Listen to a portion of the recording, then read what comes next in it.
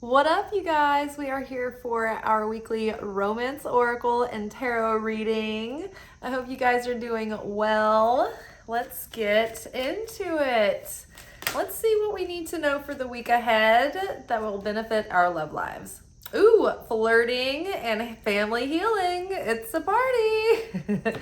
So, first of all, let's approach this week with lighthearted energy.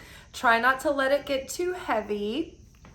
Even with family members, right? This doesn't have to be sexual flirting. This can just be, playfulness and lightheartedness and keeping things light. Sometimes when we get together with family, people need to offload heavy things, but then you get into a pattern over time where you always feel like maybe like the conversation goes that way. And, many times people get triggered when they're hanging out with family. Because, things go into a heavy direction. So maybe if you have an opportunity to hang out with family this week, try to keep it light. Even though others might try to steer the conversation in a direction that makes you feel triggered or heavy, try to stop yourself from being reactive and letting your ego get involved, and just try to generate and foster love and compassion and be of service to that family member by being there for them and like witnessing whatever they need to get off their chest. But for your part, maybe you can keep things light, not take things personally, not let new wounds be inflicted when it's probably not about you. Just let them be over there, witnessing them having however they feel. Maybe they just need to have someone witness them or listen without you getting your feelings involved or old stories. You might be faced with an opportunity to repeat what could have been an old pattern playing out again of, oh, here we go, all of this emotional reasons why this hurts my feelings and I have been victimized and this isn't fair and whatnot. And it's like, no, this is the opportunity to begin the new cycle, the new timeline. And so to just start fresh, it's like try to keep bouncing back to lightheartedness. However, so your love life benefits as you forgive your parents. So, if you can lighten up with your parents, it might help you out in your love life as well. If in your love life you have been lighthearted and, extended your lighthearted energy to others, and, same issue applies. Like things just get heavy and, you be the light, the way shower, the lighthouse in the situation and whatever you find yourself in, right? There's a passage in A Course in Miracles that says, in my defenselessness, therein my power lies, or something along those lines. And basically the point is,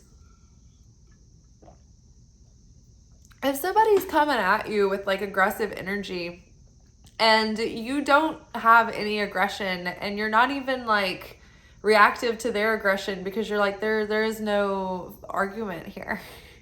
It kind of dissolves it. And so if you can stay on, maintain your level, your cause consciousness, not effect consciousness, then that can maybe be the salve that is needed in the dynamic of the situation that you find yourself in. Okay, so be lighthearted and work towards starting new storylines with your family, erasing the old storylines, the old trauma, the old baggage, the old, it could be very valid. But if you have a chance to begin anew and you can find it within yourself, try to just start a different story. Or at the very least, a sequel. Okay, what is this? What is that? I'm not even gonna pull that out. Okay, new love.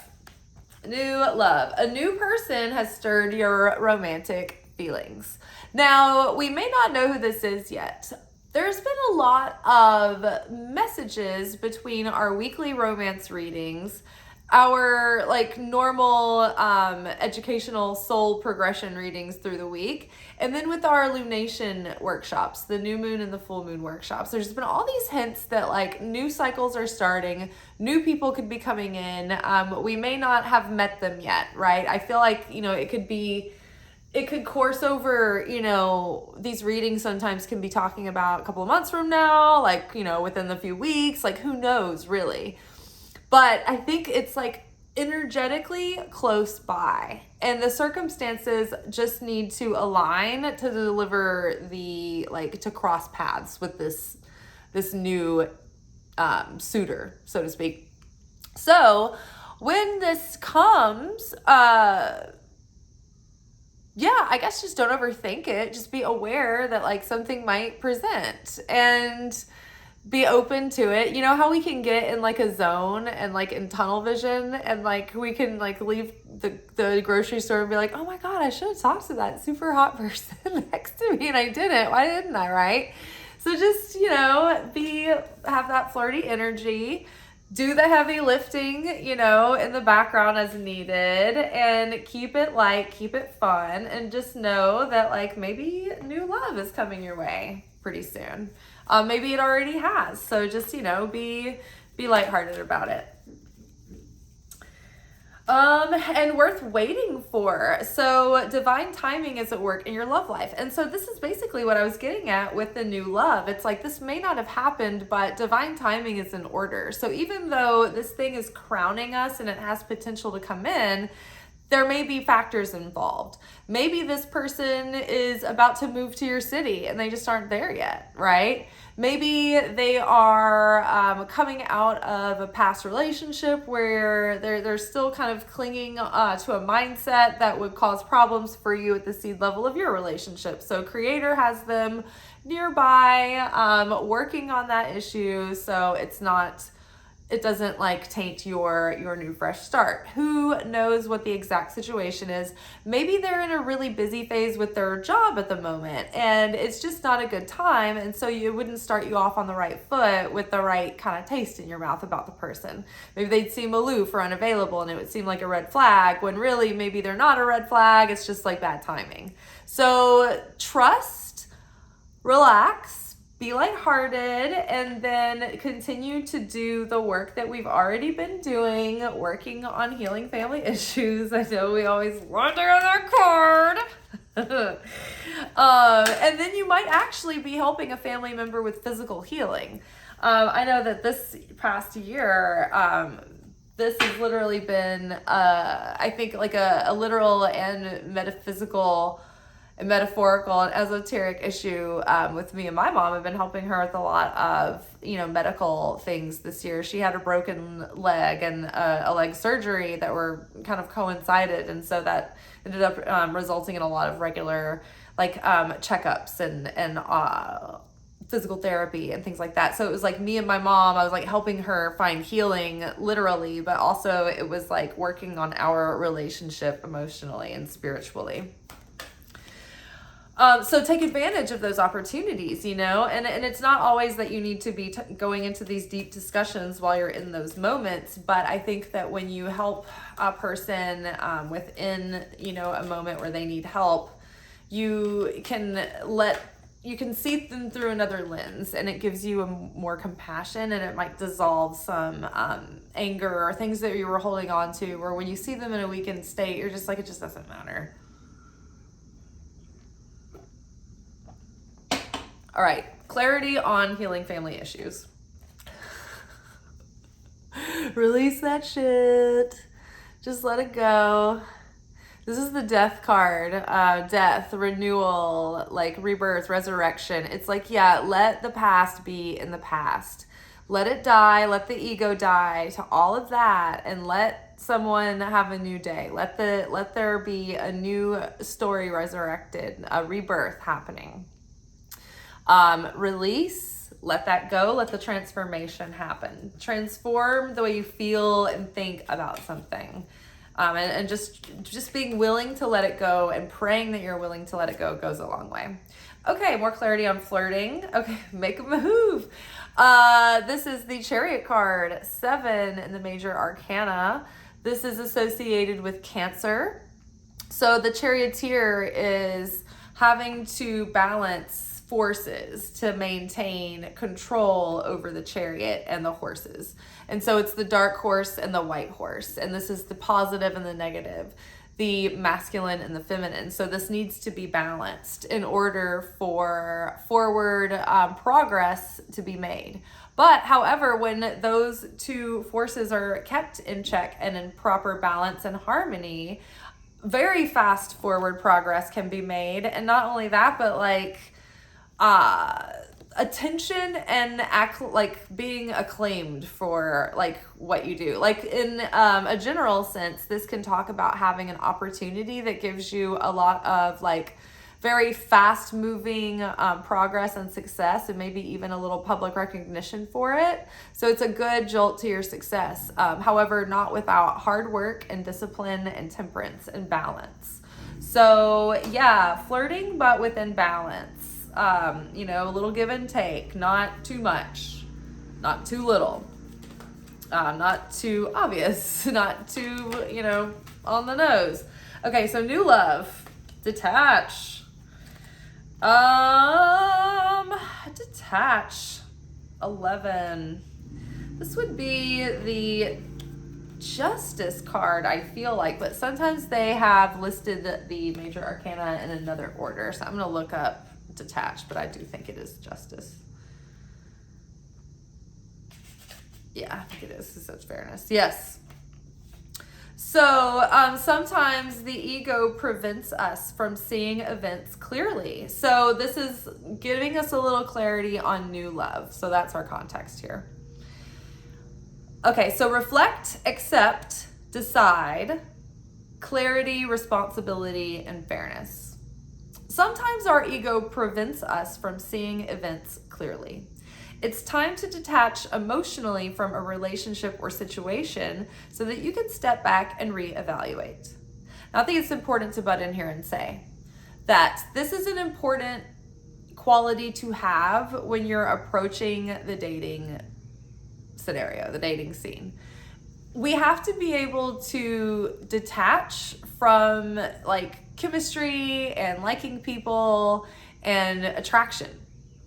It's not that those aren't core, like stable necessities, at least they are for me, but it's not enough. You have to weigh them against shared values, compatibility. There's like 5 pillars of compatibility. You can look up these things.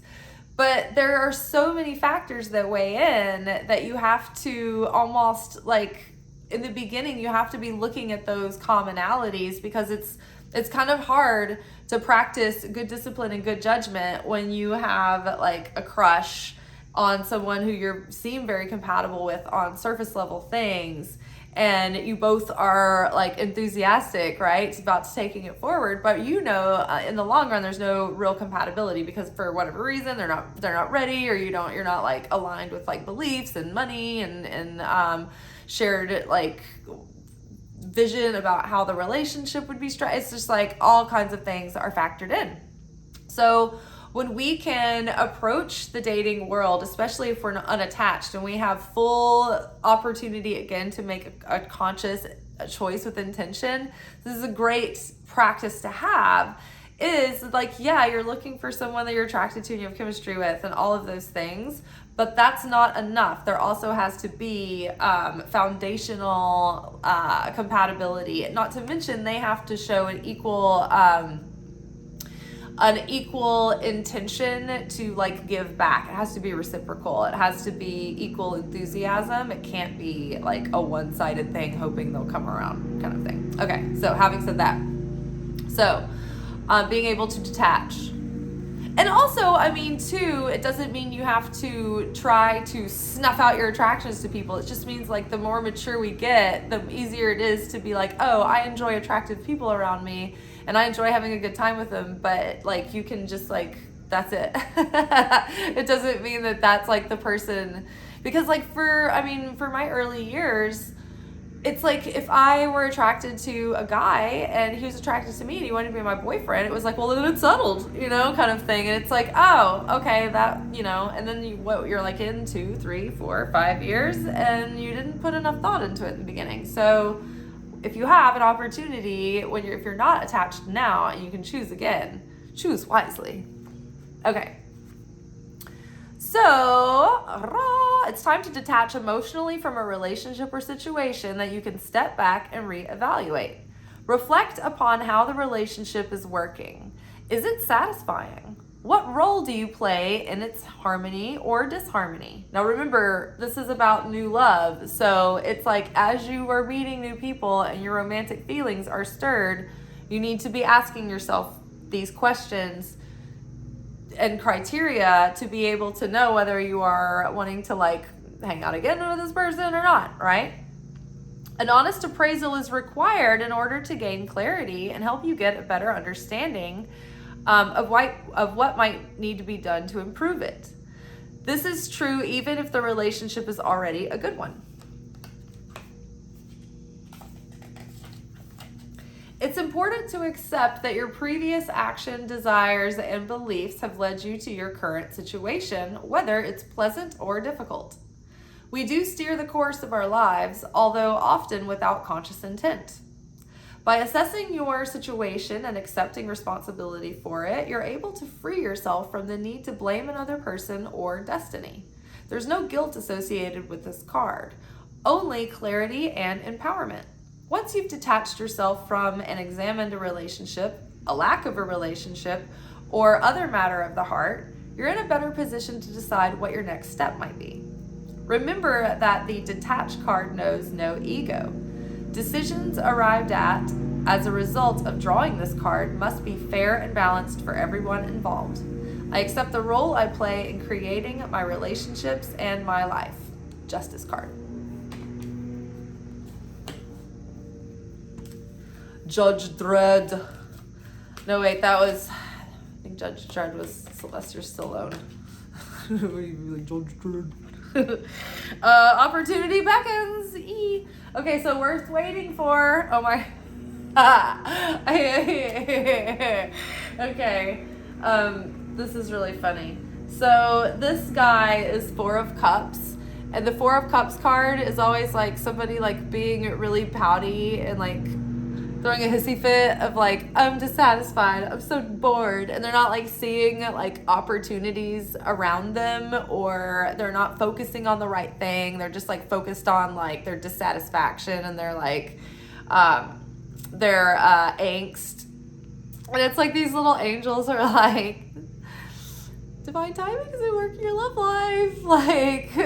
Don't give up. And he's how much longer? When is someone gonna finally show up? I've been on this balcony for hours, and they're divine timing is in order. And he's what? What is happening out there? And they're we can't really say, but I think there's more going on behind the scenes than meets the eye.